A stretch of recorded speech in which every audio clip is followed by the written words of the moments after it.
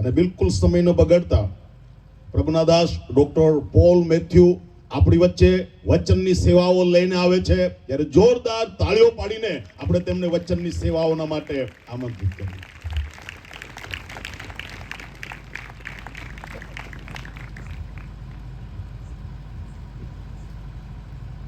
Hallelujah, hallelujah, बोलो प्रभु यीशु मसीह की.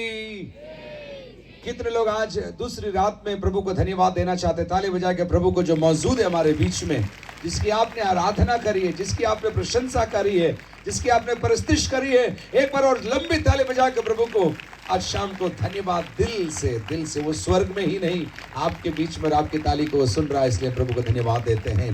सारी महिमा, सारा जलाल, सारा आदर हमारे प्रिय प्रभु यीशु मसीह को आज शाम को हम देना चाहते हैं.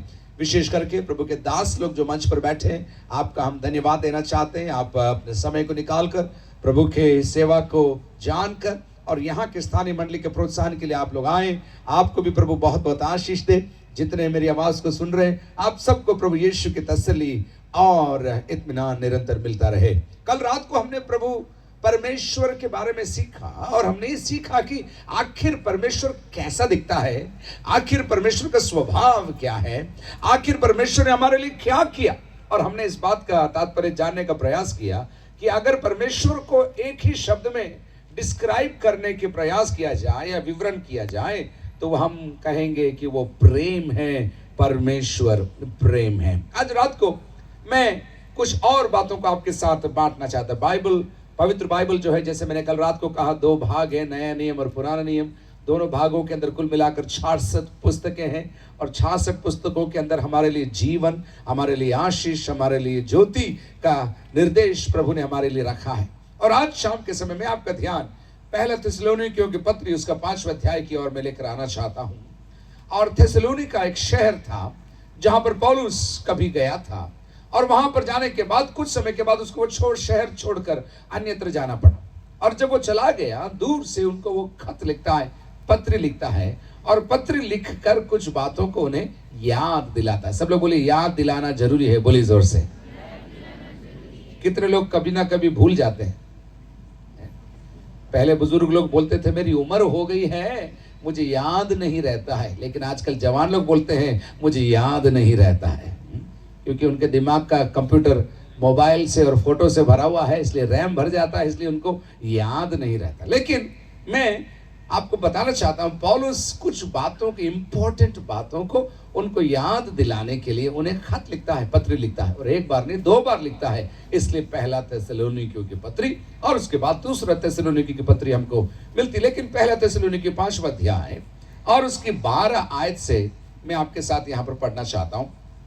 और आपको मैं कुछ सवाल पूछूंगा. कल रात को भी मैंने सवाल पूछे थे, आपको भी आज रात को भी मैं पूछूंगा, ताकि आपका ध्यान प्रभु के वचन के अंदर बना रहे.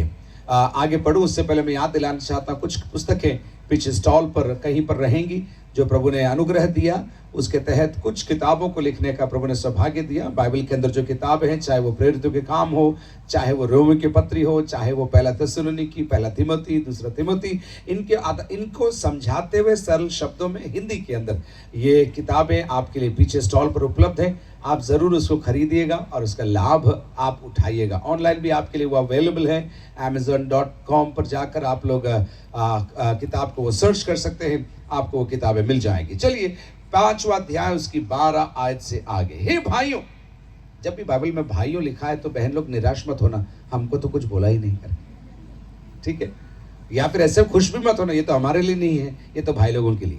जो हिंदी में भाषांतर आया है उसका एक्चुअल भाषांतर होना चाहता है हे भाइयों और बहनों, अर्थात हे प्रियो, ऐसा शब्द है. लेकिन जब हिंदी में अनुवाद हुआ तो केवल भाइयों हो गया. और हमारी बहनें आज भी दुखी लग रही हैं, कोई बात नहीं, हम उसको अगले एडिशन में हम भाइयों और बहनों हम कर देंगे. बोलिए हालेलुया जोर से. चलिए पढ़े अपन, जोर से मेरे साथ पढ़िए. हे भाइयों, हम तुमसे विनती करते हैं कि जो तुम में परिश्रम करते हैं और प्रभु में तुम्हारे अगुए हैं और तुम्हें शिक्षा देते हैं, उनका सम्मान करो. 13 और उनके काम के कारण प्रेम के साथ उनको बहुत ही आदर के योग्य समझो, आपस में मेल मिलाप से रहो. पौलुस थेसलोनिका के शहर की कलीसिया को कुछ निर्देश दे रहा है, और वो निर्देश आज भी मेरे और आपके जीवन में लागू होते हैं। और मैं आशा करता हूं आप प्रभु के वचन को सुन रहे हैं और इसका अनुपालन आप करेंगे तो आपको आशीष निरंतर मिलती जाएगी। पहली बात, बहुत सारी बातों को कहता है, उसमें से अपन प्रमुख रूप से 3 उठाएंगे, लेकिन मेरी जिम्मेदारी है कि मैं आपको प्रभु के वचन से वाकिफ कराऊं, इसलिए इनको पढ़ रहा हूं। मैं तुमसे विनती करता हूं कि जो तुम में क्या करते हैं, परिश्रम करते हैं। नंबर 2, जो तुम्हारे अगुए हैं। नंबर 3, जो तुम्हें शिक्षा देते हैं। 3 गुण लिखे हैं प्रभु के दासों के दासियों के वहां पर, जो तुम्हारे बीच में परिश्रम करते हैं, जो तुम्हारे अगुए हैं, और तीसरी बात, जो तुम्हें शिक्षा देते हैं। हर किसी का नहीं, एक बार और बोलूं, हर कहीं का नहीं, हर कैसे का नहीं, लेकिन जो तुम्हारे बीच में परिश्रम करते हैं, अगुए हैं, शिक्षा देते हैं, उनका क्या करो, सम्मान करो। 13 आयत, फिर ध्यान से देखिए, शब्दों को देखिए, और उनके काम के कारण प्रेम के साथ उनको बहुत ही आदर के योग्य समझो। प्रभु की खिदमत करने वाले जो लोग हैं, जो प्रभु का नाम गाते हैं या सिखाते हैं, उनको आदर करने के लिए पौलुस मुझे और आपको याद दिलाता है। अब क्या बात हो गई, याद क्यों दिलाना पड़ रहा है? क्योंकि आप और हम जब दैनिक जीवन के अंदर हमारी समस्याओं के अंदर घिरकर, हमारी आवश्यकताओं के अंदर घिरकर, हमारे नैतिक स्वभाव में घिरकर हम भूल जाते हैं कि जो हमें प्रभु का वचन सिखाते हैं वो हमारे सम्मान और हमारे आदर का कारण है। अब आगे वो चलता है, पौलुस कहता है, आपस में मेल मिलाप से रहो। बोलिए, आपस में मेल मिलाप से रहो। मेल मिलाप मतलब, मैं आपको इंग्लिश में पूछूं तो जवाब दोगे, हिंदी में नहीं पूछो तो? मेल मिलाप मतलब क्या है? तुम्हारे मध्य में कोई गड़बड़ी रड़बड़ी नहीं होना चाहिए है? आपस में कैसे रहो, मेल मिलाप से रहो। आपके पड़ोसी को चेक करके पूछो, सबसे आपका कनेक्शन ठीक है क्या? पूछो, ऐसे पूछो। कुर्सी वाले भी बोल सकते हैं, सबसे कनेक्शन ठीक है क्या? कुछ लोग बोल रहे हैं सब ठीक है, 1-2 गड़बड़ है बस। वास्तविकता यह है, मनुष्य प्रयास तो करता है सबके साथ खुश रहना, लेकिन कहीं ना कहीं किसी न किसी से उसका मनमुटाव हो जाता है, या फिर उसको गलत खबर मिलती है, या अफवाह उसको कान में आती है और उसके बाद उनका मनमुटाव हो जाता है। लेकिन पौलुस ने याद दिलाकर कहता है, आपस में कैसे रहो, मेल मिलाप से रहो। कितनी बड़ी शिक्षा है, आपस में मेल मिलाप से रहो। और उसके बाद 14, हे भाइयों, हम तुम्हें समझाते हैं कि जो ठीक चाल नहीं चलते उनको समझाओ। इग्नोर मत करो, डरो मत, सोचो मत। जो ठीक चाल नहीं चलते, ये पैर के चलने की स्टाइल की बात नहीं हो रही, लेकिन जीवन शैली की बात होती है। कुछ लोग अपने जीवन के अंदर सही चाल नहीं चलते, जैसा चलना चाहिए वैसे नहीं चलते। उनके स्वभाव को लेकर होगा, उनके क्रोध को लेकर होगा, उनके लेने देने को होगा, पैसों के मामले में होगा, है बुरा नहीं मानना। उदाहरण दे रहा हूँ, लोन लेने में लोग जल्दी दिखाते हैं, लेकिन लोन चुकाने में लोग भूल जाते हैं। बोलते मैं 3 दिन के बाद आपको पैसा दूंगा बोलते हैं, और आप दे देते हैं, फिर 3 दिन 3 साल हो जाता है, फिर भी वो दिखते नहीं है। फिर उसके बाद उल्टा आपके ऊपर गुस्सा करने लगते हैं, तुम हर कभी मेरे से पैसा मांगते। यार ये क्या हो गया? उदाहरण दे रहा हूं, ऐसे बहुत सारे और चीजें हैं, लेकिन यहां पर पौलुस कहता है जो ठीक चाल नहीं चलते उनको डंडे मारो। ऐसा नहीं लिखा है, क्या लिखा है? क्या लिखा है? बोलो, आप लोग बोलो तभी मजा आएगा। है, उन्हें समझाओ। और उसके बाद अगला निर्देश क्या है? कायरों को ढांढस दो। उसके बाद निर्बलों को संभालो, और उसके बाद सबकी ओर सहनशीलता दिखाओ। ये जो सब शब्द है बहुत बार इस पद के अंदर आएगा, बहुत सुंदर शिक्षा है पवित्र बाइबल के अंदर। सब, अपने से जो आपके जैसे जो दिखते हैं उन्हीं के साथ नहीं, आपसे जो बात करते हैं उन्हीं के साथ नहीं, जो आपका भला करते हैं उनके साथ ही नहीं, सबके साथ सहनशीलता दिखाओ। फिर खतरनाक है आयत, 15 आयत में लिखा है सावधान।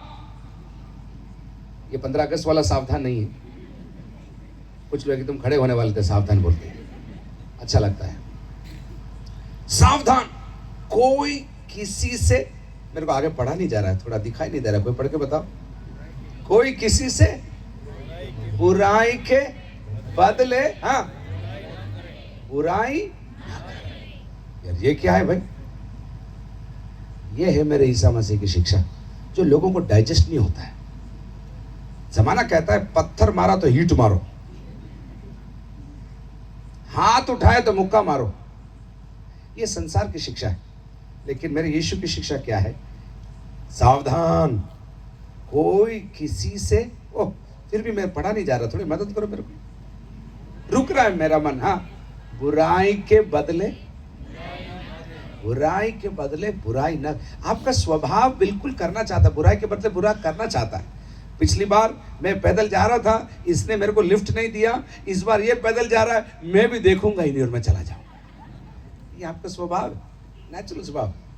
पिछली बार मैंने एग्जाम में इससे पूछा था तीसरा क्वेश्चन का आंसर क्या है, लेकिन उसने मेरे को बताया नहीं था, इसलिए इस बार मैं भी नहीं बताऊंगी। वैसे भी बताना नहीं चाहिए। पिछली बार इसने मेरे साथ ऐसा किया था, इस बार मैं उसको दिखाऊंगा, इस बार मैं उसको दिखाऊंगा। मेरे प्रिय, ये साधारण लोग करते हैं, लेकिन जो प्रभु के लोग हैं, जो विश्वास करने वाले लोग हैं, उनके लिए क्या कहा है? सावधान, कोई किसी से बुराई के बदले बुराई ना करे। कभी कभी लोग सोचते हैं कि प्रभु के पीछे चलने वाले लोग बदला नहीं लेते हैं, ये उनकी कमजोरी की निशानी है। ये सबसे बड़ी मूर्खता है। मैं इस खुले मंच में कहना चाहता हूं, जब प्रभु यीशु के पीछे चलने वाले जब बदला नहीं लेते हैं, ये उनकी कमजोरी की निशानी नहीं है, ये उनकी ताकत की निशानी है। ऐसा नहीं है कि बदला लेना नहीं आता है, या ऐसा नहीं है कि ये कमजोर है, या ऐसा नहीं है कि कोई बात नहीं, ऐसे वाला नहीं है। ये कर सकते हैं, बदला ले सकते हैं, लेकिन हम बदला नहीं लेते, क्योंकि हमारे स्वामी ने बोला है बुराई के बदले बुराई का बदला नहीं लेना है। उसने हमको सिखाया। तो फिर क्या ठोकर खाते रहें क्या, गिरते रहें क्या? नहीं, हम ये जानते हैं जब हम बदला नहीं लेते हैं, ऊपर एक बैठा है, वो बदला लेता है और हमारे लिए रास्ता खोलता है, और हमारे लिए, अपनों के लिए प्रभु की महिमा उनके द्वारा होती है। बजाइए, ताली बजा रहे हो तो प्रभु की महिमा आप लोग करें। तो बुराई के बदले क्या करना? बुराई करना है ना? बोलिए, बुराई के बदले। सिर्फ भाई बहन लोग बोल रहे, भाई लोग मेरे साथ बोलिए, बुराई के बदले। बाकी बोलो। कुछ लोग नहीं बोल रहे, बोले हम तो करेंगे तो फंसेंगे, लेकिन प्रभु के हाथ में देंगे तो हमेशा आशीष के वारिस होंगे। आगे चलते हैं, लेकिन वहां में रुकना नहीं, आज हम वहां नहीं रुक रहे हैं, आगे चलेंगे अपन वापस। सावधान, कोई किसी से बुराई के बदले बुराई ना करे। पर इतना ही होता तो काफी था, लेकिन आगे क्या लिखा है? क्या लिखा है? पर सदा भलाई करने में। अरे भैया, क्या है ये? बाइबल क्या सिखाती है उनको? पहले तो बोला बुराई के बदले बुराई मत करना, उतना ही होता तो ठीक होता, हम पास हो जाते, लेकिन कह रहा है पर सदा भलाई करने में तत्पर रहना। ऐसी शिक्षा आपको कहां मिलेगी? जीवन को बदलने वाली, आदतों को बदलने वाली, कैसे कहें, ऐसे क्रूरता को भी लगाम में लाकर प्रेम के द्वारा जीवनों को बदलने वाला संदेश है पवित्र बाइबल का संदेश। तो यहां पर लिखा है बुराई के बदले बुराई मत कर, लेकिन उतना ही नहीं, सदा भलाई, शब्दों का खेल देखिए आप, सदा भलाई करने में तत्पर, रेडी रहे, गिन मत। पिछले महीने भी मैंने मदद किया था, अभी भी तो मैंने मदद किया, अभी तो ऐसे गिन मत, क्योंकि प्रभु ने तेरे को जो भलाई की उसको याद करेगा तो तेरा दिल धन्यवाद से भरता चला जाएगा, वो आगे आएगा। बोलिए हालेलुया जोर से। फिर आगे क्या लिखा है? आपस में और सबसे भी क्या करो? भलाई की चेष्टा करो, भला चाहो। हाईवे पे आप चलोगे तो ट्रक के पीछे लिखा रहता है बुरी नजर वाले तेरा मुंह काला। मेरे को एक ट्रक अच्छा मिला, पता नहीं किसका ट्रक था, मुझे मिलना था, उसके मालिक से लिखा था बुरी नजर वाले तेरा भी भला। मैंने यह वर्जन 2.2 आया है। ऐसे चाहिए, जमाना इधर जा रहा है तो बोले कि, तो मैं कह रहा हूं यहां पर क्या लिखा है? आपस में और सबसे भी भलाई ही की चेष्टा करो, चाहो, दिल से चाहो।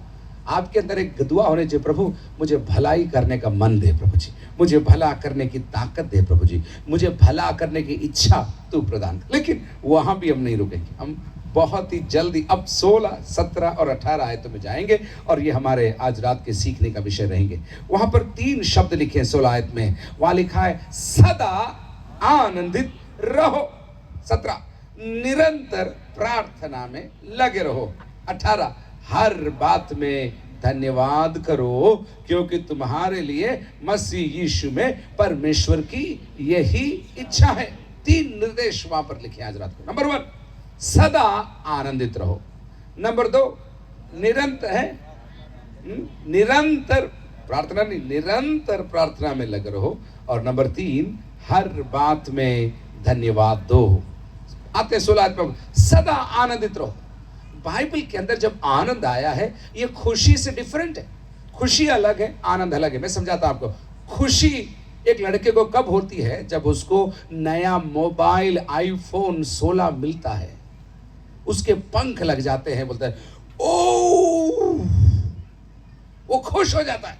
क्यों? क्योंकि उसके हाथ में कुछ जोरदार चीज उसको मिली है, वो खुश हो जाता है। बहन लोग शायद मोबाइल को देखकर इतना खुश नहीं होते होंगे, लेकिन नई सैंडल और नए साड़ी देखकर वही खुशी होती। ओ, यह खुशी है। लेकिन खुशी किस पर निर्भर है? सैंडल और साड़ी अथवा नए मोबाइल पर निर्भर है। एक सच्ची घटना मैं आपको बताता जो मेरे साथ बहुत साल पहले हुई। मैं और मेरे दोस्त दिल्ली में, एक बार की बात है, बहुत साल पहले घूम रहे थे। आज वो मेरा मित्र इस देश के एक राज्य के अंदर DIG पद पर कार्य कर रहा है। तो हम दोनों दिल्ली गए। तो जब दिल्ली गए तो दोस्त को किसी ने बोला, बात दिल्ली में एक चोर बाजार है, वहां पर जाके अपन सामान खरीदेंगे तो सस्ते में माल मिलेगा। मैंने बोला और क्या, इंडिया वालों को और क्या चाहिए, सस्ते में माल चाहिए अपन को। अपन पहुंच गए वहां पर और पहुंचते पहुंचते ढूंढते हमको, मेरे दोस्त को जो था उसको वॉकमैन खरीदना था। उस समय का बहुत खास चीज था, सोनी कंपनी का वॉकमैन आता था, छोटा सा टेप रिकॉर्डर जिसको कान में लगाकर, आज तो सबके पास उनके कान नहीं है तो भी कान में लगाते हैं, लेकिन उस जमाने में बहुत बड़ी बात हुआ करती। तो क्या हुआ, हम ढूंढने गए, मिल गया चोर बाजार के अंदर। और हमने आदमी से बातचीत किया। वो 1600 से शुरू किया, आज की तारीख में 16,000 कीमत होगी। 1600 नहीं, लड़ाई झगड़ा करते हम उस चीज को 600 रुपये में घर पर लेकर आ गए। चेक किया हमने, कान में लगाया, चेक किया, बढ़िया आवाज आ रही, गाना लगाया। हमारा टेक कैसेट, उस समय कैसेट था, जवान लोगों ने कैसेट भी नहीं देखा होगा क्या होता है कैसेट का, कभी हम बताएंगे कैसेट क्या होता है। लेकिन उसको कैसेट में डालकर, वॉकमैन में डालकर कान में लगाकर आ रहा। मैंने बोला ये ठीक है, सही चीज है। हाँ, विश्वास नहीं करोगे, इतनी खुशी हमको हो रही थी कि हमने दिल्ली से वॉकमैन खरीद लिया। दिल्ली से क्या खरीद लिया हमने? दिल्ली से वॉकमैन खरीद लिया। हम जब दिल्ली में जिस घर में रह रहे थे, वहां पर दौड़ कर आकर हमारे अन्य दोस्त भी थे, और दोस्त को आके हम दोनों ने बोला हमने वॉकमैन खरीदा। बोले क्या बात है, दिखाओ, क्योंकि देखा ही नहीं था किसी ने। दिखाओ। चाय नाश्ता किया, उसके बाद हमने पैकेट खोला। मैं आपको बताऊं, इतनी जोरदार खुशी हमको हो रही थी। पैकेट जब हमने खोला, वॉकमैन के डिब्बे के अंदर 4 टुकड़े थे लकड़ी के। मैं झूठ नहीं बोल रहा हूं मंच पे, लकड़ी के 4 टुकड़े, वो भी टीक के या इसके सागवान के होते तो मजा आता। बबूल के 4 लकड़ी के टुकड़े। मेरे प्रियो, हमारी खुशी ऊपर वाली खिड़की से बाहर चली गई। खुशी परिस्थितियों पर निर्भर है।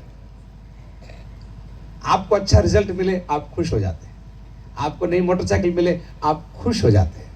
आपके मोटरसाइकिल में एक स्क्रैच आ जाए, आप दुखी हो जाते हैं। परिस्थितियों पर निर्भर है खुशी। मैं आपको समझाने का प्रयास कर रहा हूं। यहां पर बाइबल कह रही है सदा खुश रहो नहीं लिखा है, सदा आनंदित रहो। आनंद पवित्र आत्मा का एक फल है जो आपके अंदर परमेश्वर प्रदान करता है कि सुख में और दुख में, निराशा में और बीमारी में, अमीरी और गरीबी में आपके अंदर से ये पवित्र आत्मा का फल प्रकट होता है। और हर परिस्थिति में प्रभु आपसे कहता है आनंदित रहने के लिए प्रभु आपसे कहता है, और आपको आनंद की शक्ति भी वो प्रदान करना आज रात को चाहता है। ताली बजा के प्रभु को आप धन्यवाद दीजिए।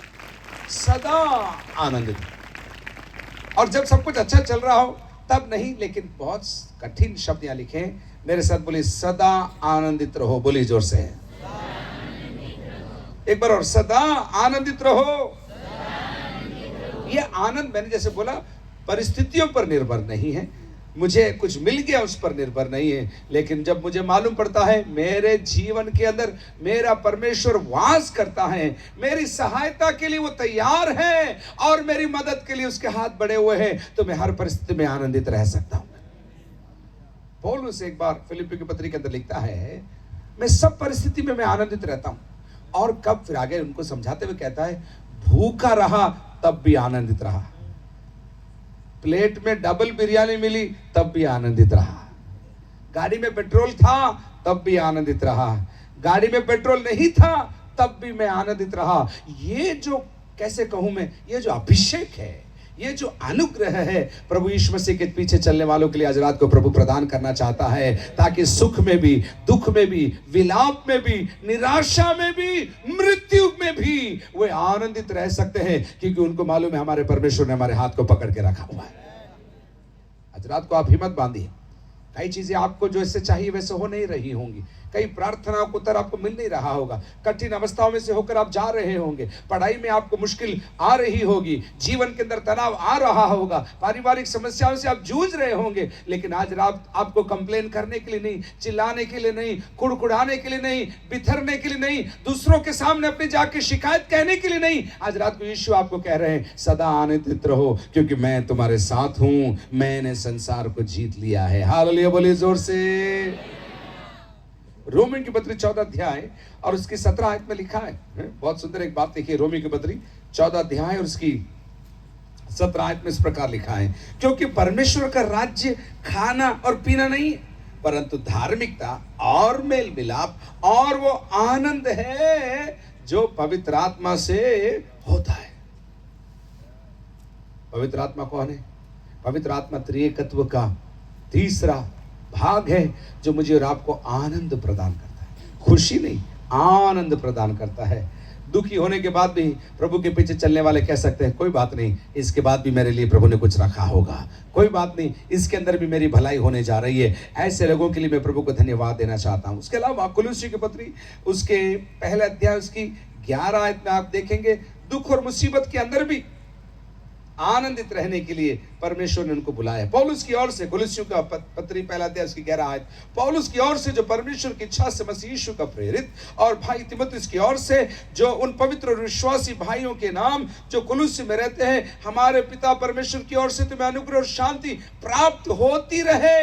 मतलब दुख और मुसीबत के अंदर भी प्रभु आज रात को आपको आनंद प्रदान करना चाहता, आनंद प्रदान करना चाहता, आपके चेहरे पर आनंद, आपके जीवन में आनंद, आपके हालातों में आनंद।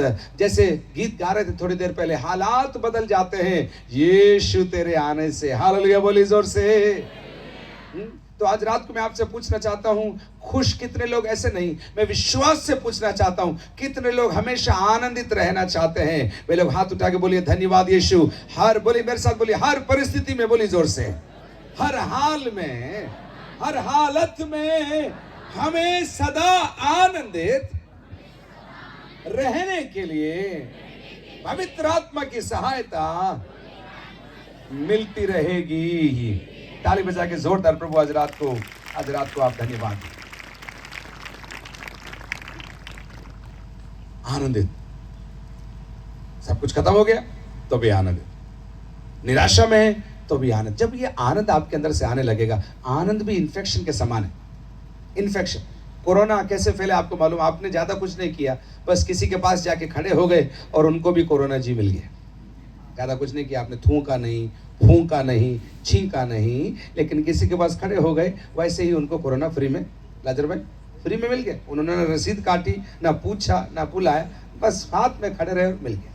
आनंद भी ऐसा इन्फेक्शन है। जब आपके अंदर आनंद होता है, आप किसी के साथ जाकर खड़े होते, उनके चेहरे में भी आनंद अपने आप आ जाता है। ताली बजा के प्रभु को जोरदार धन्यवाद दीजिए। आपके चेहरे में, आपके जीवन में, आपके गीत में, आपके रहन सहन में जो आनंद आता है, वो दूसरों को मिलता चला जाता है। उसी प्रकार निराशा या डिप्रेशन भी इन्फेक्शन के समान।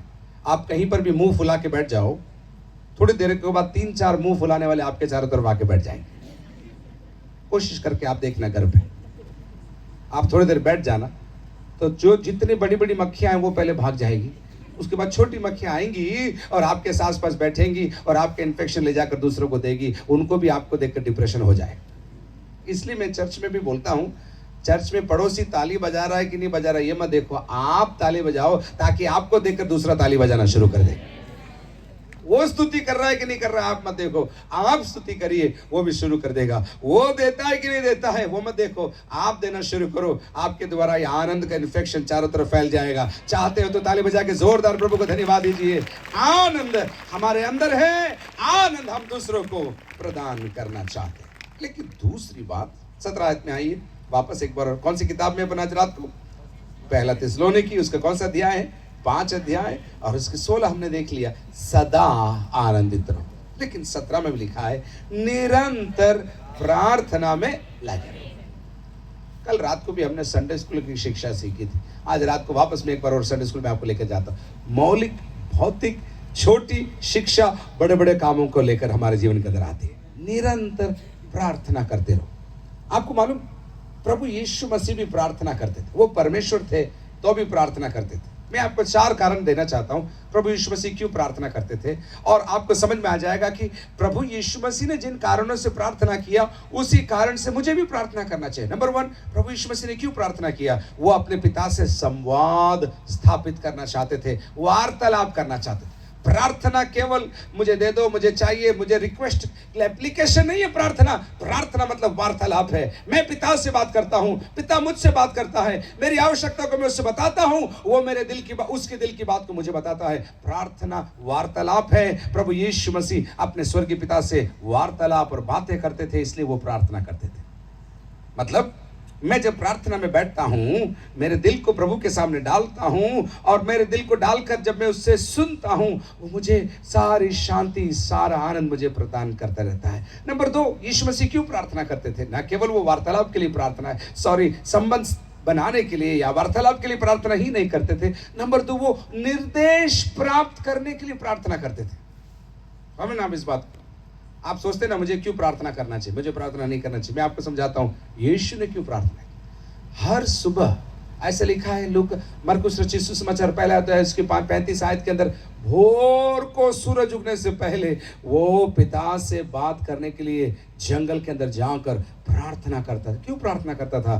पिता से ऑर्डर लेने के लिए। ऑर्डर लेने मतलब आज देखिए ना, कभी आप अच्छे होटल में गए हो तो आप वहां पर जाते ही बैठते ही आपके पास कौन आ जाता है, डायरी लेकर कौन आता है?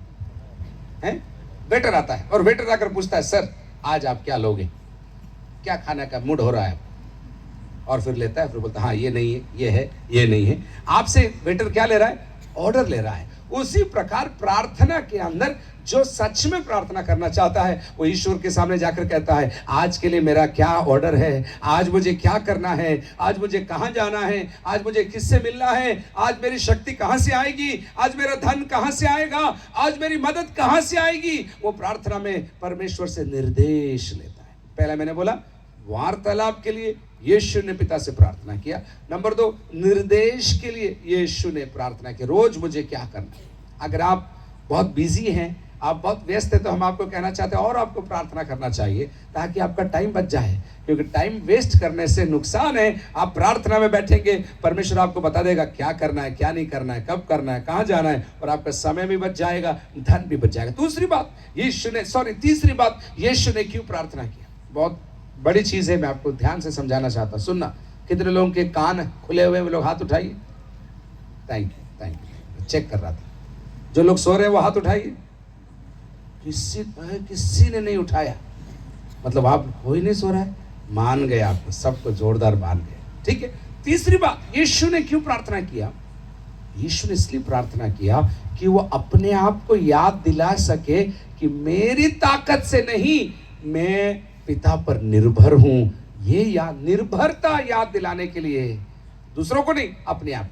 कभी कभी अपन जीवन में घमंड से भर जाता है, आपको मालूम नहीं पड़ता है घमंड है। पर बाय द वे, जिसको घमंड होता है उसको कभी नहीं मालूम पड़ता है कि उसके सिर के ऊपर लाइट जल रही है।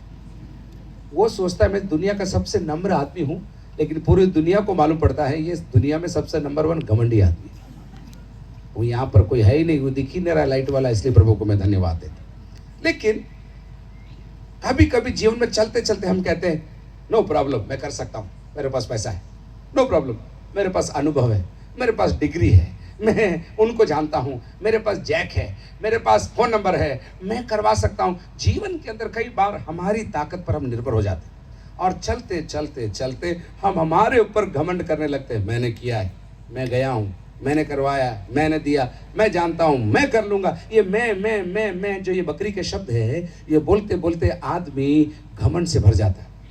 इसलिए प्रार्थना चेक पोस्ट के समान है।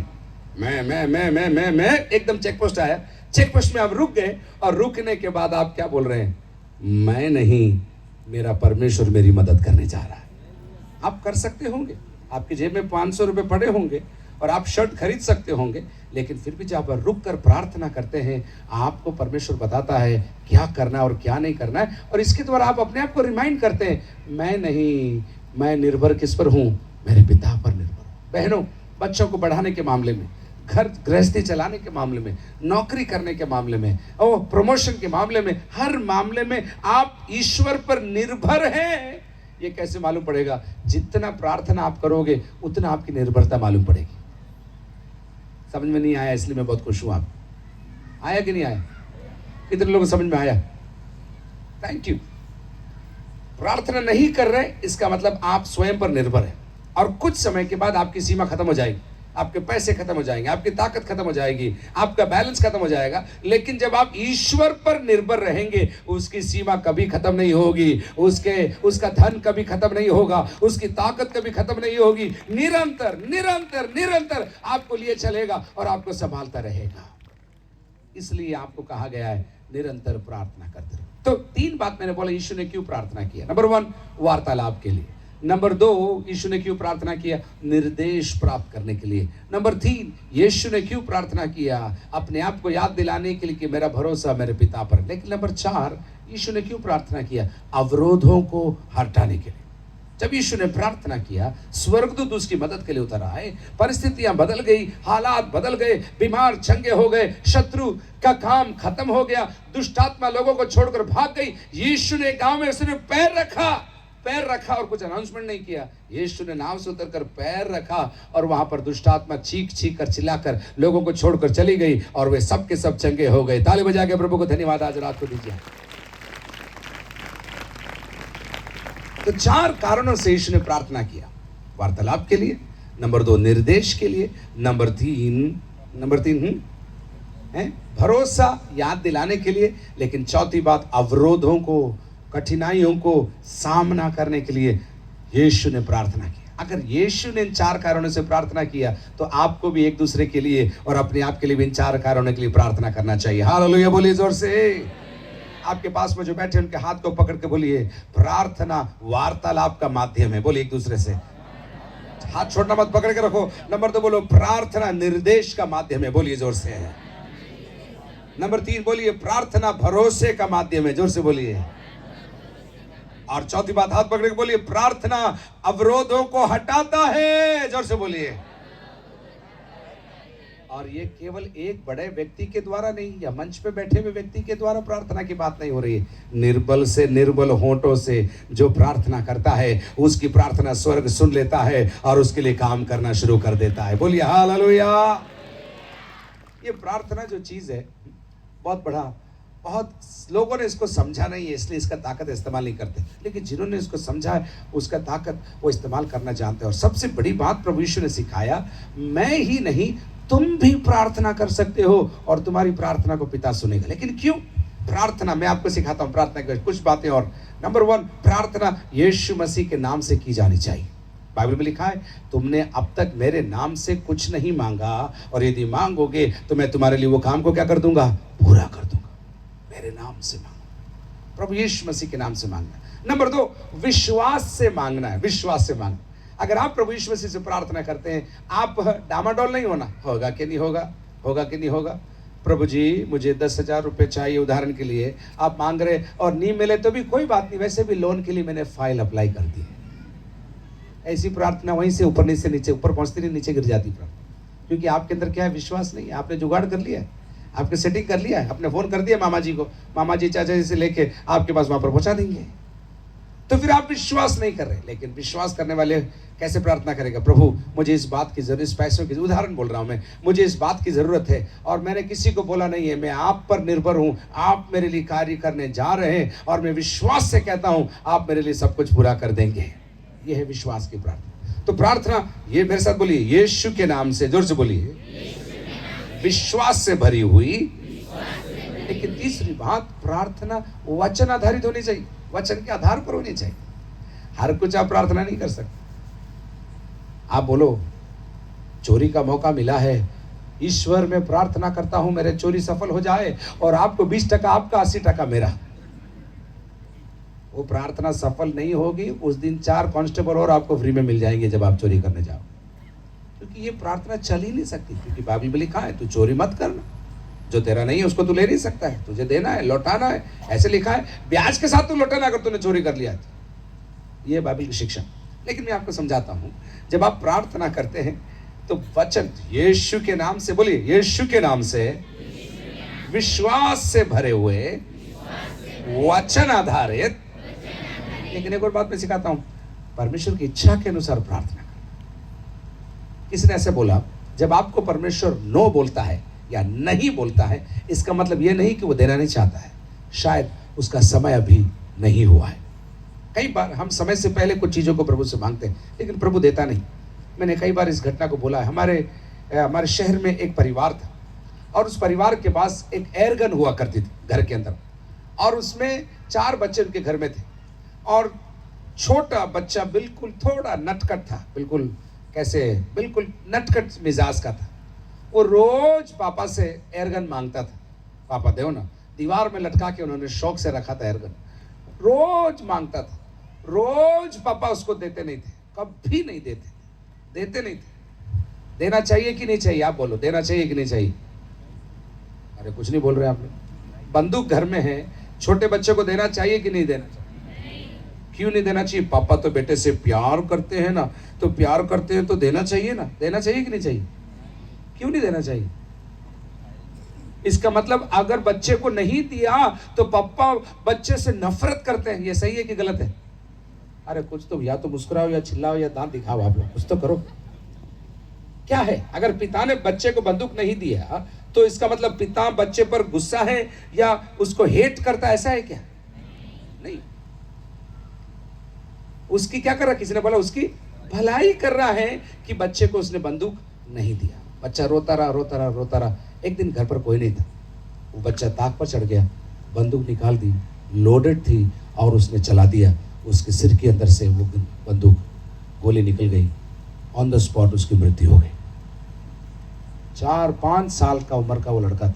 5 साल तक बच्चे को मना करते रहे, लेकिन क्या कहें, कुछ बड़ी दर्दनाक अवस्था में उसने गोली चलाई, खेल में गोली चलाई। कई बार हमारी प्रार्थनाएं भी ऐसी है, गलत चीज़ों को गलत टाइमिंग के साथ हम प्रभु से मांगते हैं, और जब नहीं मिलता है तो हम छोटे बच्चों के साथ समान ऐसे बिलकते हैं, ऐसे चिल्लाते हैं, ऐसे सिर पटकते हैं, ऐसे पैर पटकते हैं, और फिर हमारी जिद से, हमारे पैसे से, हमारी लोन से, हमारी ताकत से हम वो करते हैं और वो हमारे नुकसान का कारण बन जाता है। आप समझ रहे हैं इस बात? इसलिए मैंने बोला परमेश्वर की मर्जी के आधार पर काम प्रभु करेगा। तो प्रार्थना करना है, मेरे साथ बोलिए, प्रभु यीशु मसीह के नाम से प्रार्थना करना है। बोलिए जोर से, विश्वास के साथ प्रार्थना करना है। अगर आप बीमार के लिए प्रार्थना कर रहे हैं तो ऐसे नहीं प्रार्थना करना, प्रभु पता नहीं चंगा होगा कि नहीं होगा, या टपक जाएगा, समझ में नहीं आ रहा है, ऐसे नहीं करना। आपको प्रार्थना करना, प्रभु मैं विश्वास करता हूं तो बीमारों को आज भी चंगा करता है, तो लोगों को आज भी शांति देता है, घर इसका टूटेगा नहीं प्रभु, तू इसको बचा लेगा। आपकी जुबान में ही सामर्थ्य है। नीति वचन 18:13 में लिखा है, तुम्हारे जुबान में ही जीवन और मृत्यु की ताकत है। मजाक में भी आप किसी को बोलते हैं, साला मर जा। कुछ माँ बाप अपने बच्चों को बोलते हैं, मर जा। ये अदृश्य कंबल के समान है आपके शब्द, जो उस बच्चे को चारों तरफ से घेर लेते हैं और समय से पहले उसको मृत्यु की ओर लेकर जाते हैं। उसके विपरीत बिल्कुल जानवर के जैसा है, लेकिन फिर भी कोई इसको बार बार बोलते रहे, ये सुधर जाएगा, अच्छा हो जाएगा। अगर आप कहते रहे, आपकी जुबान की चाद, आपकी जुबान के निकलने वाले शब्द आशीष की चादर के समान है, जो उसको निराशा और बीमारी से बाहर निकाल कर खड़ा कर देंगे। बोलिए हालेलुया जोर से। आप कभी बीमार हुए हो, आप सोचो, और बीमार में आप अस्पताल में पड़े और पास में आकर कोई बोले लग रहा है आप मर जाओगे, आपको उठकर उसको दो देने की इच्छा होगी या कमरे से बाहर निकालने की इच्छा होगी? इसके विपरीत आपकी हालत बहुत निर्बल है और कोई आकर आपको देखकर बोले चिंता मत करना, बिल्कुल ठीक हो जाओगे, अच्छे हो जाओगे, आपको क्या होता है, एनर्जी आ जाता है, बूस्ट आपके अंदर आ जाता है। ये शब्दों की सामर्थ्य में आपको सिखा, इसलिए आपके जुबान का इस्तेमाल कभी भी निराशा के लिए, बीमारी के लिए और खास करके जीवन खत्म करने के लिए कभी मत बोलना। कुछ लोग मजाक मजाक में बोल देते हैं, मैं मेरा जीवन खत्म कर दूंगा, या मैं आत्महत्या कर लूंगी, या मैं फलाना कर दूंगा, तू मेरे साथ मोटरसाइकिल में नहीं आएगी तो मैं कूद जाऊंगा। वैसे भी कभी कूदेगा नहीं वो लड़का, लड़कियों कभी चक्कर में मत आना लड़कों के, और नहीं लड़कों लड़कियों के चक्कर में आप आना, क्योंकि ये सब फालतू की बातें हैं। आप अपने जीवन को खत्म कभी नहीं कर सकते, करना भी नहीं है, क्योंकि सबसे बड़ा धर्म और पाप यह है। हमारे राज्य के अंदर जहां से मैं आता हूं, कई जवान लोग अपने जान पढ़ाई के कारण वो लोग खुदकुशी कर रहे हैं। मैं कहता हूं ये बहुत गलत है, करना भी नहीं चाहिए। मजाक मजाक में भी इसके बारे में घर में बोलना नहीं चाहिए। कभी कभी पति पत्नी की लड़ाई के बीच में भी, लड़ाई में पति या पत्नी बोल देती है, लेकिन वो शब्द भी बहुत बुरा है। आपके जुबान में जीवन और मृत्यु की ताकत है, आपको एक दूसरे का ख्याल रखना चाहिए। खैर लौट कर आते, प्रार्थना की बात कर रहे हैं। यीशु के नाम से प्रार्थना करना है, विश्वास से प्रार्थना करना है। कैसे? फिर उसके बाद तीसरा क्या बोला? वचन के आधार पर प्रार्थना करना है। चौथी बात हमने बोला परमेश्वर पिता की मर्जी के आधार पर प्रार्थना करना। अगर प्रभु आपको नहीं दे रहा है कुछ चीज और आप प्रार्थना कर रहे हैं, आप दबाव मत डालिए। वो बंदूक वाली कहानी को याद करें, जबरदस्ती मत करिए, जबरदस्ती मत करिए। प्रभु से बोली प्रभु मुझे ये चाहिए, लेकिन मेरी इच्छा नहीं, तेरी इच्छा मेरे जीवन के अंदर पूरी हो जाने पाए। जब आप ऐसा कहेंगे, परमेश्वर आपके लिए ऐसी गोटियां बिठाएगा, ऐसा फॉर्मूला लगाएगा कि सही समय पर आपके लिए जो आपको चाहिए वो आपके लिए पूरा हो जाएगा। ताली बजाएगा प्रभु को जोरदार धन्यवाद दीजिए। अब वहां पर लिखा है, पर लौट कर आते हैं, वहां लिखा है निरंतर प्रार्थना में लगे। निरंतर प्रार्थना कैसे? तो हम ऑफिस नहीं जाएंगे क्या? हम स्कूल नहीं जाएंगे क्या? हम किचन में काम नहीं करेंगे, बस बैठकर माला जपते रहें, प्रार्थना प्रार्थना यीशु यीशु यीशु करते रहें? नहीं, आपको सीखना है।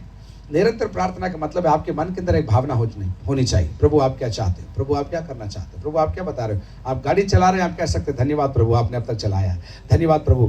किसी को बीमार को देखकर आप कह सकते हैं प्रभु इसके घर में आशीष आ जाए, इसको चंगाई मिल जाए, इसका भला हो जाए, इसके घर का श्राप टूट जाए। आप निरंतर चलते फिरते आप प्रार्थना कर सकते हो। तो इसलिए प्रभु आपको आज रात को याद दिला। लेकिन तीसरी बात, एक प्रमुख बात की ओर आपको मैं लेकर जाना चाहता हूं। पहला क्या सीखा था हमने? 16 आयत में क्या लिखा है? चिल्लाकर बोलिए, 16 आयत में क्या लिखा है? सदा आनंदित रहो। जोर से बोलिए, सदा आनंदित रहो। ऐसा बोलो कि आपके फेफड़ों को भी मालूम पड़े आप बोल रहे हो। सदा आनंदित रहो, बोलिए जोर से। फिर बोलिए निरंतर प्रार्थना में लगे रहो। लेकिन 18 में लिखा है हर बात में, जोर से बोलिए, हर बात में धन्यवाद करते रहो। कितनी बात में? कब कब? हर बात में, हर समय क्या करो? धन्यवाद करते रहो। अरे भाई ये सब कठिन काम है। कठिन है इसलिए तो प्रभु आपसे कह रहा है करने के लिए। आसान होता तो आपसे नहीं कहता, आप वैसे ही कर लेते। लेकिन प्रभु आपसे कह रहा है आज रात को कि सदा आनंदित रहो। नंबर 2, निरंतर प्रार्थना करते रहो और सब बात में जानबूझकर उसको धन्यवाद देते रहो। धन्यवाद, धन्यवाद भी बहुत बड़ा विषय है। आप एक छोटे बच्चे को चॉकलेट दो और चॉकलेट देने के बाद बोलो बेटा थैंक यू बोल, थैंक यू, तो बोलता आप वहां बोलते रहते, वो लड़का चॉकलेट लेके चला जाता है। लड़का छोटा मुन्ना मुन्नी नहीं, आपकी बात हो रही। आपने हजारों आशीषें ईश्वर से पाई है, आज तक धन्यवाद उसको नहीं दिया है। आप मेरी आवाज सुन पा रहे हैं, लाखों लोगों को श्रवण की शक्ति नहीं है। मैं हाल में, श्रवण मतलब सुनने की शक्ति नहीं, मैं हाल में एक हॉस्टल के अंदर गया जहां पर मूक बधिर बच्चे थे, उनको सुनाई नहीं देता है, उनको सुनाई नहीं देता। लेकिन वो आराम से जी रहे हैं, इशारों से बात करते हैं, इशारों से खेलते हैं, इशारों से लिखते हैं। ये जो आप सुन पा रहे हैं, ये जो आप देख पा रहे हैं, देखना भी इतना बड़ा विज्ञान है। जो साइंस पढ़ते हैं उनको मालूम है, आंखों की जो रोशनी, जो लेंस ईश्वर ने इसके अंदर लगाए हैं, एक कॉनकेव, एक कॉन्वेक्स, एक उल्टा, एक सीधा, इतना अद्भुत ये आंख की सृष्टि ईश्वर ने की है। लेकिन आपको इसकी कीमत नहीं मालूम। जिसको ये आंख नहीं है उसको इसकी कीमत मालूम है। हेलेन केलर नाम की एक बहुत प्रसिद्ध अंधी एक बहन थी, लेकिन वो बचपन में अंधी नहीं थी। वो करीब 4 या 5 साल की थी तो उसको किसी ने अस्पताल में गई और डॉक्टर ने गलती से गलत दवाई उसकी आंखों में डाल दी और उसकी दोनों आंखों की रोशनी चली गई। उसने करीब करीब 600 गाने लिखे और करीब 30 किताब हेलेन केलर ने लिखी।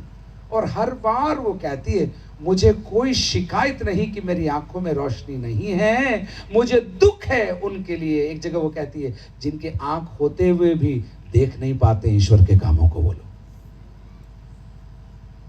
कभी गूगल करना आप लोग, हेलेन केलर नाम से। जवान लोग करना, आप लोग मैं एनकरेज कर, देखो, पढ़ो, आप लोग सीखो कैसे कैसे आंख उसने खो दिया, लेकिन वो निरंतर धन्यवाद देती रही, कभी शिकायत नहीं की। जोनी एरिक्सन टाडा करके एक महिला है, वो बहुत बड़ी तैराक थी। एक दिन वो तैरने के समय वो समुद्र के अंदर उसने छलांग लगाया और छलांग लगाते उसका सिर चट्टान से जाकर टकराया। खूबसूरत गाने वाली, खूबसूरत पेंटिंग करने वाली, खूबसूरत मेडल जीतने वाली एक महिला थी। सिर उसका टकराया। 3 साल तक वो अस्पताल में रही। 3 साल के बाद जब बाहर आई, वो अपंग होकर बाहर आई। आज 40 साल हो गए, जोनी कुर्सी के अंदर ही बैठी है। लेकिन आप जोनी से मिलेंगे, उसके वीडियो को आप देखेंगे, उसके पास कोई शिकायत नहीं है। वो कहती है, नहीं कोई बात नहीं, मैं ऐसी हो गई तो भी क्या हुआ, मैंने नए रीति से चीजों को देखना शुरू कर दिया है। आपके हाथ के लिए आप धन्यवाद दे सकते हैं, आपके पैरों के लिए आप धन्यवाद सकते। आप मजाक नहीं माना, लेकिन जिनके अंगूठा नहीं है पैर का, उनसे पूछो संतुलन वो कैसे बनाते हैं। एक अंगूठा पूरे शरीर का संतुलन बनाता है। अंगूठा नहीं होने से उनको संतुलन नहीं होता।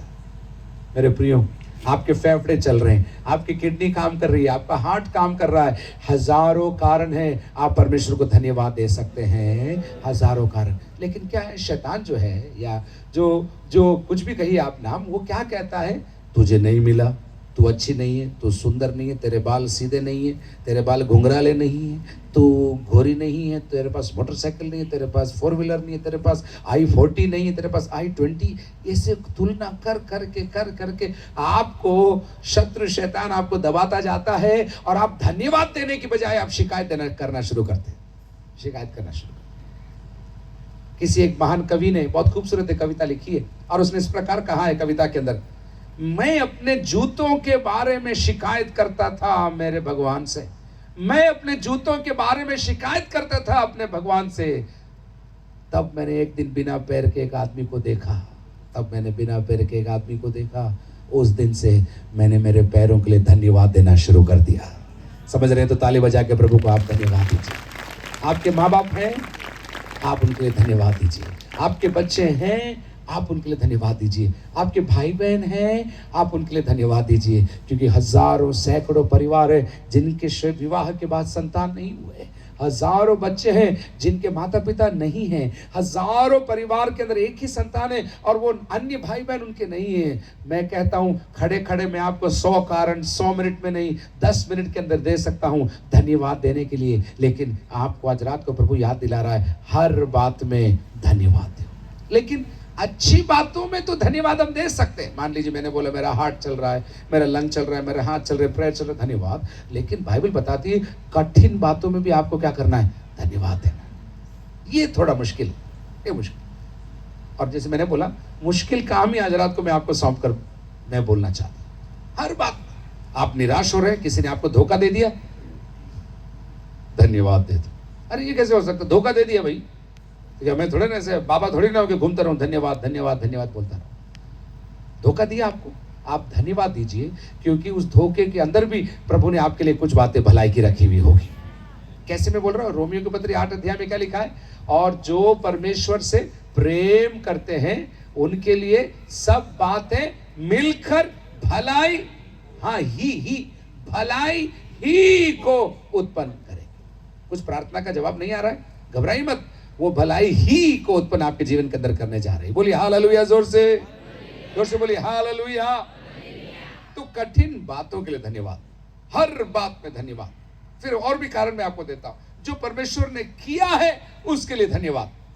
कितने लोग यहां पर कभी भी अस्पताल में भर्ती हुए, कोई भी अस्पताल में, छोटे या बड़े? मैंने कल रात को बोला, मैं कई बार अस्पताल में, आप पूरा उठाओ, डरो मत, मैं वापस भर्ती नहीं कराऊंगा आपको। अस्पताल में मैंने हाथ इसलिए उठवाया, आप अस्पताल में भर्ती थे लेकिन आज खुले आसमान के नीचे बैठे हैं, ये बहुत बड़ा चमत्कार है। ताली बजा के प्रभु को धन्यवाद दीजिए। बजाओ, ताली बजाओ, आप जान करके बजाओ, क्योंकि कई लोग अस्पताल में से सीधा मुर्दाघर गए, आप मुर्दाघर नहीं गए, आप यहां आ गए, इसलिए प्रभु को आप धन्यवाद प्रभु को दे रहे हैं। तो जो प्रभु ने किया उसके लिए आप प्रभु को धन्यवाद दें। आज सुबह हम जब अध्ययन कर रहे थे, मैंने कुछ लोगों से पूछा, कभी भी ईश्वर ने आपके लिए आर्थिक प्रबंध किया है क्या, चमत्कार किया है क्या? कई लोगों ने आके बोला कि क्या उनकी गवाहियां, उनकी कहानियां उन लोगों ने बताया। मैं एक कहानी बोलकर मेरे शब्दों को यहाँ पर विराम दूंगा। एक बार मैं बंबई एयरपोर्ट में मैं खड़ा था, रात की 11:30 बजी थी, और जब रात की 11:30 बजी थी मैं थोड़ा फंस गया था। फंस इसलिए गया था, मुझे आगे के हवाई जहाज का टिकट मेरे पास नहीं था। मेरी गलती के कारण मैंने आगे का टिकट मैंने सोचा मैंने ले लिया, और मैं वहाँ पर पहुँचा, उसके बाद मुझे मालूम पड़ा कि मैंने टिकट नहीं लिया, मतलब मेरे ट्रैवल एजेंट ने मुझे टिकट नहीं दिया। 11:30 बजे जब मैंने उसको फ़ोन किया, एजेंट को फ़ोन किया, बोले सर आपने आगे का टिकट मुझे नहीं दिया। तो बोला अरे सर मैं भूल गया, मैं क्षमा चाहता हूँ। कई साल पहले की बात है। और जब ये हुआ तो मैंने सोचा कोई बात नहीं, तो उसने फ़ोन करके कंप्यूटर में देख के बोला सर चिंता मत करो, टिकट अवेलेबल है, आप बस काउंटर पे चले जाओ, आपको पैसा मिल जाएगा, मतलब टिकट मिल जाएगा। मैं चला गया काउंटर पर, मैं गया, मैंने बोला बम्बई से कोचिंग का टिकट मुझे चाहिए। तो उन्होंने बोला हाँ बिल्कुल 1:30 बजे की फ़्लाइट है रात की, आप उसको ले सकते हैं। तो मैंने पूछा कितना है, तो बोला 6,420 रुपये। मैंने बोला कोई बात नहीं। मैंने मेरे जेब में हाथ डाला तो वहाँ पर केवल 2,000 रुपये निकले। तो मैंने सोचा कोई बात नहीं, एटीएम से ले लेंगे। उस समय एटीएम का था, ये जीपे का ज़माना नहीं था। एटीएम डाला तो एक डाला तो वापस आया ही नहीं, क्योंकि नेगेटिव बैलेंस था उसके अंदर। 2-3 एटीएम लेके घूमता हूँ, कभी भी कुछ भी काम आ जाए। तो एक तो अंदर फंस गया, दूसरा डाला तो उसमें से 1,100 रुपया बाहर आया, तो कुल मिला के 3,000 समथिंग मेरे पास हो गए। और मैंने सोचा अब क्या करूँगा, तीसरा एटीएम चला ही नहीं। कुल मिला के मैं 11:30 बजे बम्बई एयरपोर्ट के सब बाहर अकेला खड़ा हूँ, मुझे जाना है, मेरे पास पैसा नहीं।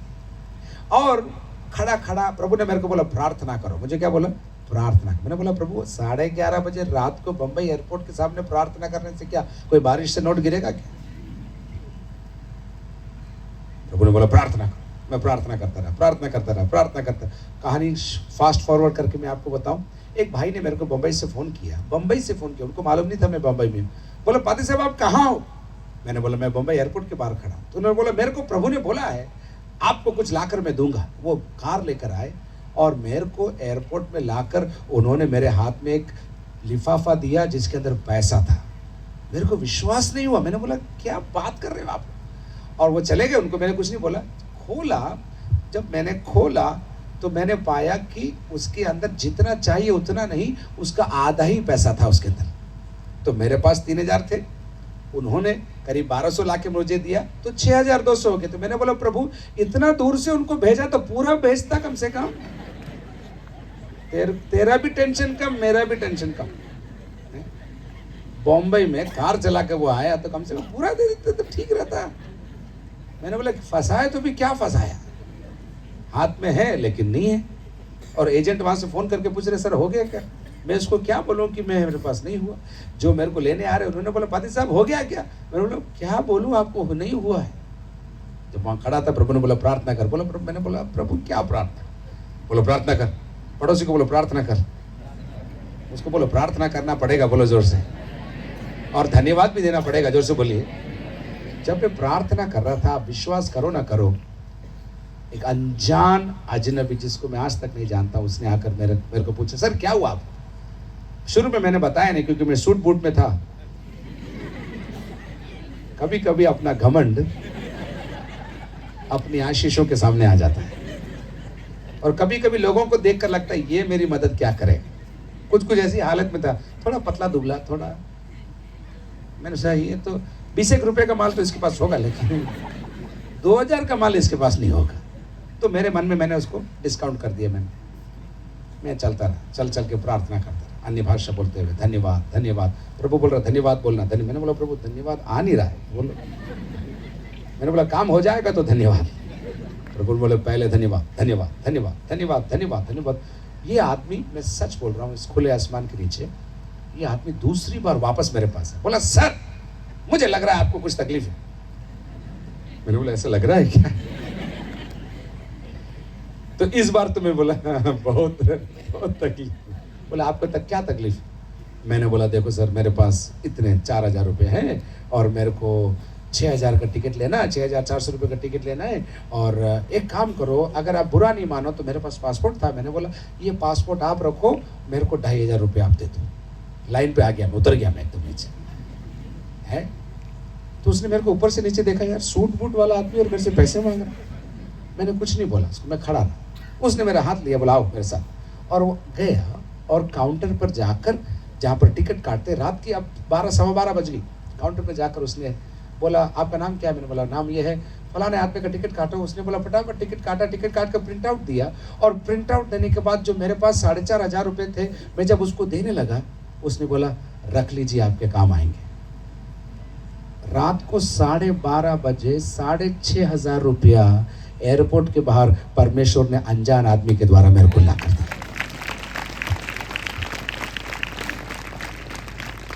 मैं कोई चमत्कारी बाबा हूं ऐसे नहीं बोल रहा हूं। मेरे एक पापा है जो स्वर्ग के अंदर बैठा है, जो मेरी आवश्यकता को जानता है, मेरी मूर्खता को वो क्षमा करता। मुझे करना चाहिए था पहले से तैयार, लेकिन मेरी मूर्खता, गलती हो गई, देखा नहीं। लेकिन मूर्खता को भी क्षमा कर कर मेरा पिता, जैसे कल रात को बोला मैंने, एक प्रेम लुटाने वाला मेरे पिता है जिसने मेरे लिए रात को प्रबंध किया। और आज 10-12 साल हो गए, आज भी मुझे नहीं मालूम वो व्यक्ति कौन है जिसने रात को आके मेरे को टिकट लाकर मुझे दे दिया। मेरे प्रियो, मैं ये कहानी क्यों बोली? मैं इसलिए आपको बोल रहा हूँ, हर बात में क्या करना? धन्यवाद देते रहे। अगर हो सके, बुरा नहीं मानना, मैं शायद गलत शिक्षा नहीं दे रहा हूँ, प्रार्थना से भी ज्यादा आप धन्यवाद देना सीखना। धन्यवाद देना सीखना, हर बात में धन्यवाद, हर बात में धन्यवाद। निराशा में धन्यवाद, आंसू में धन्यवाद, अकेलेपन में धन्यवाद, कैसे कहूं मैं, विवाद के मध्य में धन्यवाद, निराशा के बीच में धन्यवाद। जब आप बोलते रहेंगे, स्वर्गदूत आपकी आकर मदद और सहायता करना शुरू कर देंगे। हालेलुया बोल सकते हैं आप लोग जोर से? तो जो उसने किया उसके लिए धन्यवाद। नंबर 2, उसके स्वभाव के लिए धन्यवाद। परमेश्वर को जब आप धन्यवाद देते, आप कह सकते प्रभु तेरा धन्यवाद, तू कभी बदलता नहीं है, तू पवित्र है, तू सच्चा है, तू प्रेम है, तू योग्य है, तू भला है, तेरा धन्यवाद। तो पहले उसने जो किया उसके लिए धन्यवाद। नंबर दो उसके स्वभाव के लिए धन्यवाद आप करते रहें। लेकिन तीसरी और प्रमुख बात, आने वाली बातों के लिए पहले से आप धन्यवाद दे सकते हैं। रोमी के पत्र 4 अध्याय उसको 20 और 21 आयत में लिखा है, अब्राहम ने उसके संतान के प्राप्त होने से पहले परमेश्वर को उसने धन्यवाद दिया। मैं आपको पढ़कर सुनाता हूं, तब आपको विश्वास होगा मैं सच बोल रहा हूं कि नहीं। रोमियो के पत्र 4 अध्याय उसकी 20 आयत में, और न अविश्वासी होकर उसने परमेश्वर पर संदेह नहीं किया, पर विश्वास में दृढ़ होकर उसने परमेश्वर की महिमा की। सब लोग बोलिए महिमा की। उसको संतान चाहिए था लेकिन उसको नहीं मिला, लेकिन वहां लिखा है उसने अविश्वासी नहीं हुआ और संदेह नहीं किया, लेकिन परमेश्वर को उसने महिमा की। आशीष मिलने के बाद नहीं, प्रार्थना का जवाब मिलने के बाद नहीं, लेकिन प्रार्थना का जवाब मिलने से पहले। एक बात बोलूं मैं आपको, सच्चा विश्वासी, या मैं चलिए चेंज करता, साधारण विश्वासी काम होने के बाद धन्यवाद देता है।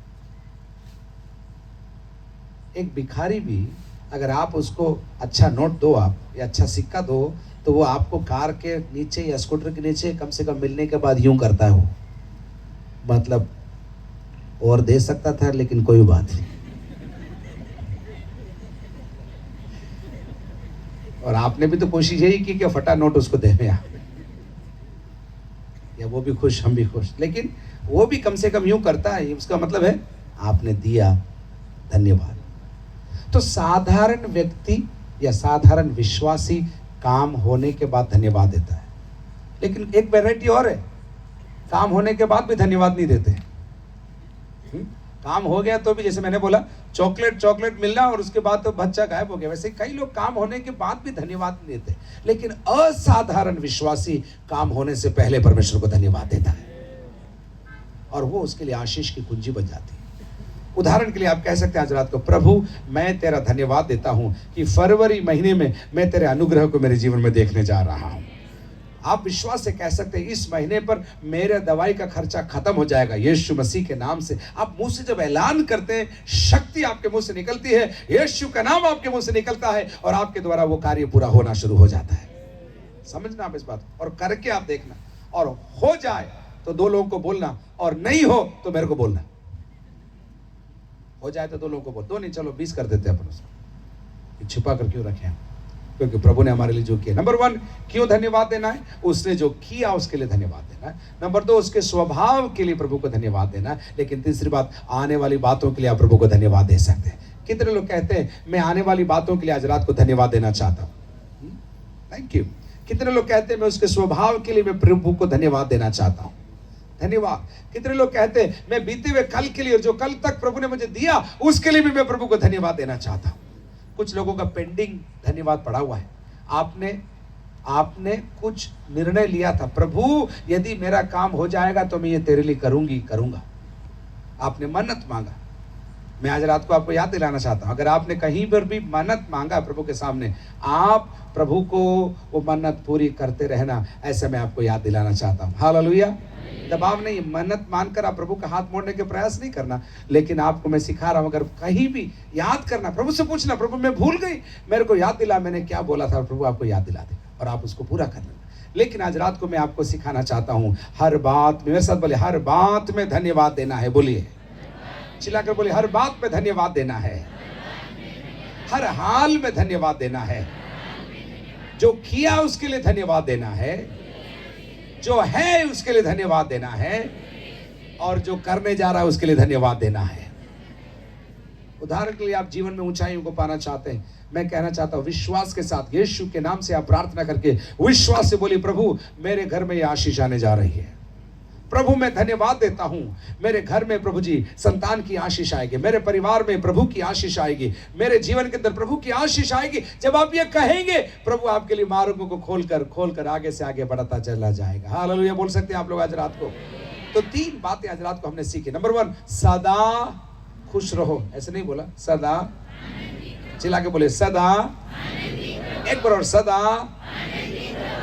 नंबर 2, निरंतर प्रार्थना करते, और प्रार्थना में यीशु के नाम से, विश्वास से, वचन आधारित, पिता की मर्जी के आधार पर आपको प्रार्थना करना है। लेकिन तीसरी बात जो हमने सीखा वो है हर हाल में हमको धन्यवाद देना। आज रात को आपकी आवश्यकता क्या है मुझे नहीं मालूम, लेकिन एक यीशु है जो आपकी आवश्यकता को जानता है। उसने आपको ये राह आज रात को दिखाया। तू हर हाल में आनंदित रहना, कड़वाहट तेरे दिल में मत आने देना। ऐसे एक जगह का कड़वाहट के बीज तेरे अंदर फैलने ना पाए। क्षमा करते रहना, भूलते जाना, बुराई के बदले बुराई मत करना, भलाई करते रहना, और करने के लिए तो तत्पर रहना। जब आप इन कामों को करेंगे, उसके बाद जब आप आनंदित रहेंगे, जब आप प्रार्थना करेंगे, जब आप धन्यवाद देंगे, आपके लिए स्वर्ग कार्य करने के लिए तैयार रहेगा। आज कौन है जो निराश है? आज कौन है जो उदास है? आज कौन है जो परेशान है? आज कौन है जो अपने परिवार को लेकर हताश है? आज रात को यीशु आपसे कहता है, तू तेरे परिवार के लिए हताश होकर मत बैठ, उसके लिए प्रार्थना करना तो शुरू कर। और जब तू प्रार्थना करेगी, मनुष्यों से हाथ रखवा कर प्रार्थना करना अच्छा है, लेकिन ईश्वर का हाथ अगर आप सीधा आपके ऊपर आ जाए तो उससे 100 गुना काम आपके लिए बहुत जल्दी हो जाएगा। बोलिए हालेलुया जोर से। तो आज रात को हम आपको प्रोत्साहित करना चाहते हैं, आनंदित हो जाइए। आनंद का मतलब उछलना कूदना ही नहीं। आनंद से जब आप भर जाएंगे, आपके दिल में प्रभु के प्रति प्रेम उमड़ना शुरू हो जाएगा। आज रात को मैं आपके लिए प्रार्थना करने जा रहा हूं। बहुत जल्दी अपने आप को तैयार करिए। आपकी आवश्यकता क्या है मुझे नहीं मालूम, लेकिन यीशु आपको जानता है। आपकी निराशा के अंदर वो आशा की किरण आपको देना चाहता है। कटघरे के अंदर आप फंसे हुए होंगे, काल कोठरी में मानसिक रूप से आप फंसे हुए होंगे, लेकिन यीशु जो जगत की ज्योति है, अपनी ज्योति डालकर आपके अंधेरे को रोशनी में बदलना आज रात को वो चाह रहा है। शायद आपने अपने जीवन के लिए धन्यवाद नहीं दिया होगा, आपके परिवार के लिए धन्यवाद नहीं दिया होगा, अपने माँ बाप के लिए धन्यवाद नहीं दिया होगा, अपने बच्चों के लिए धन्यवाद नहीं दिया होगा, आपके वरदानों के लिए आपने धन्यवाद नहीं दिया होगा। आज रात को मैं आपको आमंत्रित करता हूं, कितने लोग कहेंगे मुझे धन्यवाद देना बाकी है और मैं धन्यवाद देना शुरू करूंगा। उसने जो मेरे लिए उपकार किए हैं उसके बदले में क्या उठाऊं, क्या दूं? मैं धन्यवाद का कटोरा उठाकर भरी सभा में ये कहूंगा, उसने मेरे लिए बड़े बड़े कार्य किए हैं, उसने मेरे लिए बड़े बड़े कार्य किए हैं। धन्यवाद देने वाला आशीषों को देखेगा, धन्यवाद देने वाला नए नए चमत्कार को देखेगा, धन्यवाद देने वाला जो आज तक उसने अनुभव नहीं किया उन भलाइयों को वो अनुभव करने जा रहा है।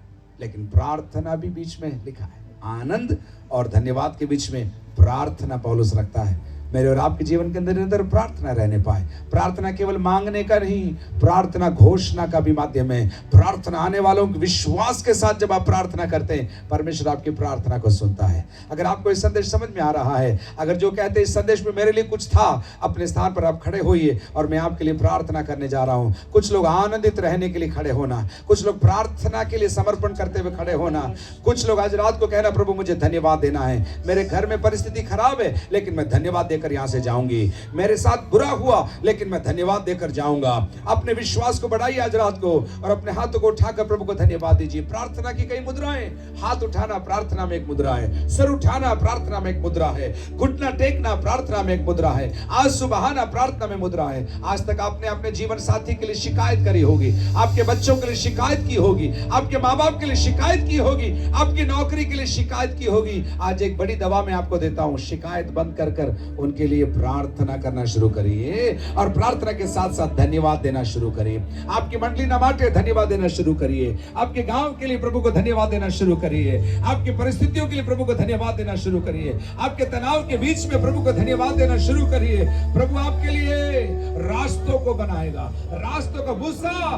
तू लाल समुद्र को देखकर डर क्यों रहा है? जो तेरे हाथ में तू बढ़ा और तेरे लिए समुद्र में भी वो मार्ग खोल देगा। समुद्र में मार्ग खोलने वाला आपका परमेश्वर है, पहाड़ों के मध्य में चट्टान से पानी निकालने वाला आपका परमेश्वर है, असंभव को संभव करने वाला आपका परमेश्वर है। जब मैंने सोचा असंभव है, ओ मेरे प्रभु ने मुझसे कहा असंभव को संभव करने वाला मेरा परमेश्वर है। आज रात को अपने हाथों को उठाकर आपके जीवन में अगर कोई असंभव परिस्थिति है, उस असंभव परिस्थिति को धन्यवाद में बदल कर बोलिए प्रभु आपका धन्यवाद मेरी असंभव परिस्थिति के लिए, मेरी कठिन परिस्थिति के लिए, मेरी निराशा से भरी हुई परिस्थितियों के लिए आप धन्यवाद देना शुरू करिए और आपकी परिस्थिति बदलकर आपके लिए आशीष का कारण बन जाएगी।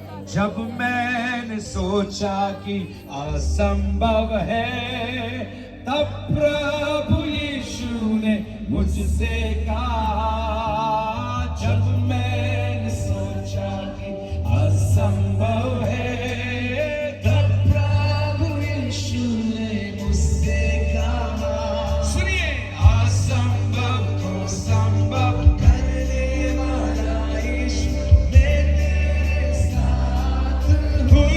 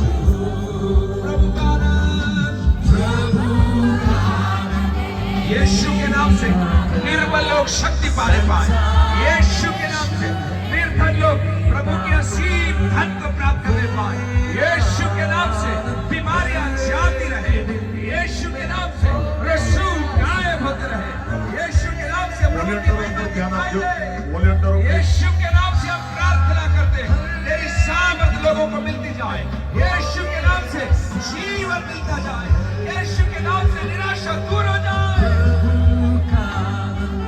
मेरी ताकत संसार में यीशु है, मेरी ताकत वो मेरा आनंद हर एक दिन में, वो मेरा सहारा है। अपने हाथों को उठा के बोलिए, वो मेरा आनंद हर एक दिन में, वो मेरा सहारा। असंभव, आज रात को आपके सामने एक बड़ी असंभव परिस्थिति हो, असंभव है, तब प्रभु यीशु ने मुझसे कहा, जब मैंने सोचा कि असंभव है, तब प्रभु यीशु ने मुझसे कहा। यीशु आपसे कह रहा है, असंभव को संभव करने वाला यीशु, मैं तेरे साथ हूँ। असंभव को संभव करने वाला यीशु, मैं तेरे साथ हूँ। यीशु मसीह के नाम से असंभव संभव हो जाने पाए, चिन्ह और चमत्कार घरों में प्रकट होने पाए, जो बातें हैं ही नहीं, यीशु के नाम से आशीषों की घोषणा मैं करता हूँ। हे मेरे प्रियो, तुम्हारे लिए आत्मिक आशीष स्वर्गीय स्थानों में मसीह यीशु में रखी है।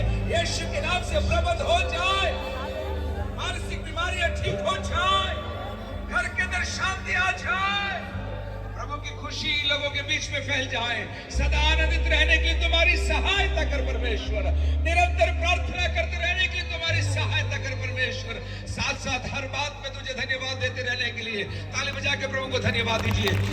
आपके स्वास्थ्य के लिए धन्यवाद, परिवार न માટે धन्यवाद, देश न માટે धन्यवाद, गांव न માટે धन्यवाद, मंडली न માટે धन्यवाद, स्वास्थ्य न માટે धन्यवाद, प्रभु को न માટે धन्यवाद, वडीलों न માટે धन्यवाद, बुजुर्गों न માટે धन्यवाद। बोलिए बोलिए, ताली बजाकर धन्यवाद देते जाइए। धन्यवाद धन्यवाद बोलिए, 10 बार धन्यवाद यीशु बोलिए, जोर से बोलिए, धन्यवाद यीशु। धन्यवाद धन्यवाद धन्यवाद। Praise the Lord. Hallelujah. Thank you, Jesus. આવા સમયે પ્રાર્થનાની અંદર જઈશું અને વિનંતી કરીશ પાસ્ટર રાજુભાઈ કિલવાણથી આપણી વચ્ચે છે, તેઓ આગળ આવશે અને આપણને છેલ્લી પ્રાર્થના દેવું. Thank you, Lord. Thank you, Jesus. Hallelujah. Hallelujah. Hallelujah. Rinanaba shararika tarabanaba. Praise you, Jesus. Hallelujah. Rinanaba shararika tarabanaba. Praise you, Jesus. Hallelujah. Hallelujah. Hallelujah. સર્વશક્તિમાન પિતા પ્રભુ પરમેશ્વર, ધન્યવાદ ને સ્તુતિ પ્રશંસા કરીએ છીએ સુંદર સમયને માટે પિતા. હાલેલુયા. આ ખુલ્લાના આકાશ નીચે પ્રભુ પરમેશ્વર અમે ધન્યવાદ કરીએ છીએ પ્રભુ, તારી સ્તુતિ કરીએ છીએ, પ્રશંસા કરીએ છીએ પ્રભુ. હાલેલુયા. આજની સભાને માટે પ્રભુ અમે ધન્યવાદ કરીએ છીએ પ્રભુ. હાલેલુયા. પવિત્ર આત્મા પ્રભુ પરમેશ્વર આપા પ્રત્યેકના જીવનમાં પવિત્ર આત્મા તમે કાર્ય કર્યું છે. હાલેલુયા. ઓ પવિત્ર આત્મા અમે પ્રાર્થના કરીએ છીએ. હાલેલુયા. ધન્યવાદ. રિકા થારાબા શર રિકા થારાબાના પ્રેજ સીધા. હાલેલુયા. પિતા અમે પ્રાર્થના કરીએ છીએ તારા દાસને બોલવા માટે શક્તિ બળ આપ્યું માટે ધન્યવાદ પ્રભુ. હાલેલુયા. પવિત્ર આત્મા પ્રત્યેકના જીવનમાં તમે કાર્ય કર્યો. હાલેલુયા. નિરંતર લોકો પ્રભુ પરમેશ્વર આપા, ઓ પરમેશ્વર હર સમયે હર પરિસ્થિતિમાં પ્રભુ તને ધન્યવાદ આપનારા બનીએ પ્રભુ. પ્રાર્થના કરીએ છીએ. Hallelujah. Oh thank you Lord, thank you Lord. Hallelujah. સદા આનંદિત રહો પ્રભુ. હાલેલુયા. ઓ નિરંતર પ્રાર્થનામાં લાગી રહ્યો પ્રભુ. હર વાતમાં પરમેશ્વર ધન્યવાદ કરતા રહીએ પ્રભુ. પ્રત્યેક વ્યક્તિ માટે ધન્યવાદ કરીએ છીએ. હાલેલુયા. Thank you Jesus. પિતા અમે પ્રાર્થના કરીએ છીએ પ્રભુ પવિત્ર આત્મા પરમેશ્વર આ સભાને તમે ચલાયમાન થયા પ્રભુ. હાલેલુયા. આજની સભાને તમે આશીર્વાદિત કર્યા. પ્રત્યેક લોકો નિરાશમાં દુઃખમાં પરમેશ્વર પરિસ્થિતિમાં આવ્યા છે પ્રભુ. અમે પ્રાર્થના કરીએ છીએ તે લોકો આનંદિતથી પરમેશ્વર આપા, ઉત્સાહથી પરમેશ્વર આપા, લોકો ઘરથી અહીંથી પરમેશ્વર પાછા ઘરે લौटे અમે પ્રાર્થના કરીએ છીએ પિતા. હાલેલુયા. વિશેષ અમે પ્રાર્થના કરીએ છીએ અમે આવ્યા પ્રભુજી, અમે પરત પરમેશ્વર અમારા પોતાના રિટર્ન તમારે જઈએ છે ત્યારે પવિત્ર આત્મા તમારી ઉપસ્થિતિમાં અમને લઈ જાઓ પ્રાર્થના કરીએ છીએ. હાલેલુયા. અને પ્રભુ અમે વિશેષ કરીને પ્રાર્થના કરીએ છીએ કાલે પરમેશ્વર સભા થાય ત્યાંની પરમેશ્વર તમારી ઉપસ્થિતિ રહેવા દેજો પ્રભુ. અમે પ્રાર્થના કરીએ છીએ આ પવિત્ર આત્મા પ્રત્યેકના જીવનમાં તમારા આત્મા સોંપીએ છીએ. હાલેલુયા. બહાર થવાની આત્મા તમારા આત્મા સોંપતા પ્રભુ યેશુના નામ માગીએ છીએ પિતા. આમેન. પ્રભુ પ્રાર્થના, ઓ આકાશમાં અમારા બાપ, તમારું નામ પવિત્ર બનાવો, તમારું રાજ્ય આવો, જેમ આકાશમાં તેમ પૃથ્વી પર તમારી ઈચ્છા પૂરી થાય. દિવસની રોટલી આજ અમને આપો, જેમ અમે અમારા ઋણીઓને માફ કર્યા છે તેમ તમે અમારા ઋણોને માફ કરો, અમને પરીક્ષણમાં ન લાવો પણ બુંડાઈથી અમારો છૂટકો કરો, કેમ કે રાજ્ય તથા પરાક્રમ તથા મહિમા સર્વકાળ સુધી તમારા છે. આમેન. હવે પછી આપણા તારનાર પ્રભુ ઈસુ ખ્રિસ્તની દયા, પરમેશ્વર પિતાનો પ્રેમ, પવિત્ર આત્માની સહભાગિતા અહીં ઉપસ્થિત નાના મોટાની સાથે, દુનિયાભરના સંતો સેવકોની સાથે, દુનિયાભરની વિશ્વાસથી ચાલતી મંડળીઓની સાથે તમારી કૃપા બીજા આગમન સુધી સદા સર્વકાળ સર્વની સાથે થતી રહે. આમેન. આમેન.